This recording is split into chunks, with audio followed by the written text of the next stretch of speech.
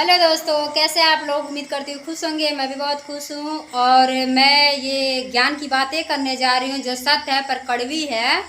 और मेरे सर्व समाज के कुछ ऐसे लोग हैं जो हमेशा जात पात की बातें करते हैं और मेरे बाबा साहब को जात सूचक गालियाँ देते हैं। तो मैं खास करके वीडियो उनके लिए बना रही हूँ। सुधर जाइए, अभी भी टाइम है।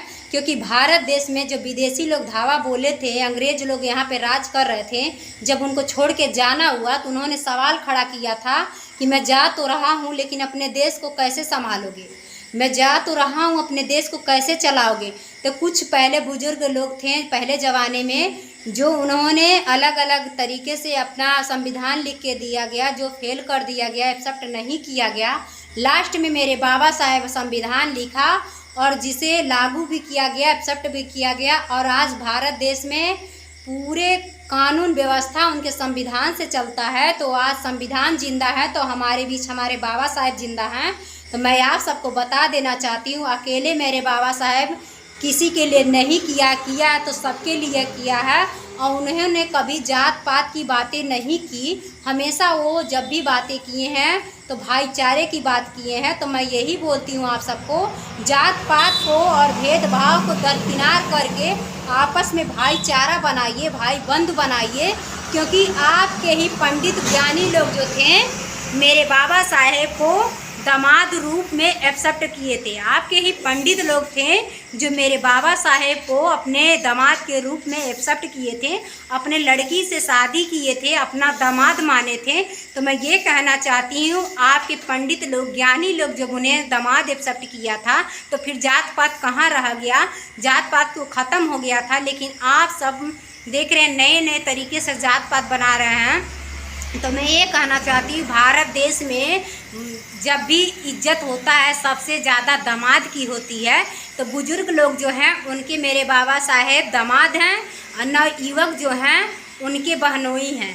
तो मैं ये कहना चाहती हूँ, जात पात भूल करके अपने दामाद का इज्जत कीजिए, अपने बहनोई का इज्जत कीजिए और अपने बेटी बहन को अब भी हर एक कास्ट में शादी कीजिए और ये जात पात ख़त्म कर दीजिए। मैं रिक्वेस्ट करती हूँ, क्योंकि देखिए आप खुद समझ सकते हैं, आपकी बेटी बहन जहाँ समझदार हो रही है, पढ़ लिख रही हैं और लव मैरिज शादी कर रही हैं, तो वहाँ आपको हर हालत में एक्सेप्ट करना पड़ता है, हर हालत में झुकना पड़ता है। वो चमार हो, अहीर हो, गडेरिया हो, कोई भी हो, आपको झुकना पड़ता है। तो मैं ये चाहती हूँ आपस में भाईचारा बना करके ये जात पात का जो अर्थव्यवस्था है उसे ख़त्म करके आपस में भाईचारा बनाइए और अपने दामाद को मतलब अपने दामाद को इज्जत दीजिए, बहनोई की इज्जत दीजिए।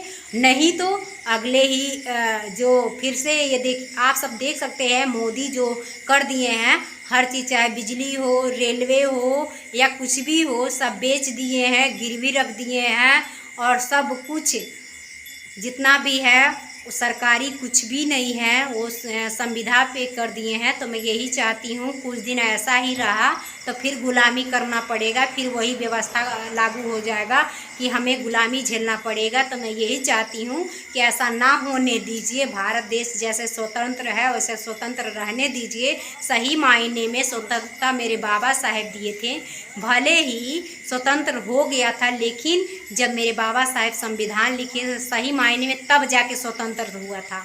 तब हमें बोलने का अधिकार, पढ़ने का अधिकार, लिखने का अधिकार, खाने का अधिकार, हर चीज़ के अधिकार तब हमें मिला था। बहन बेटी हो या कोई भी उनका पैर की जूती समझी जाती थी, लेकिन आज वो सर की ताज बन गई है, बाबा साहेब का देन है। तो कब आप सब अपने औकात को, अपने हैसियत को, अपने पहचान को समझेंगे। तो मैं यही कहना चाहती हूँ, जो भी मेरे वीडियो देख रहे हैं तो मेरे वीडियो के माध्यम से आप सब कमेंट करके बताइएगा कितने लोग मेरे बात से सहमत हैं। जय हिंद, जय भारत, जय संविधान।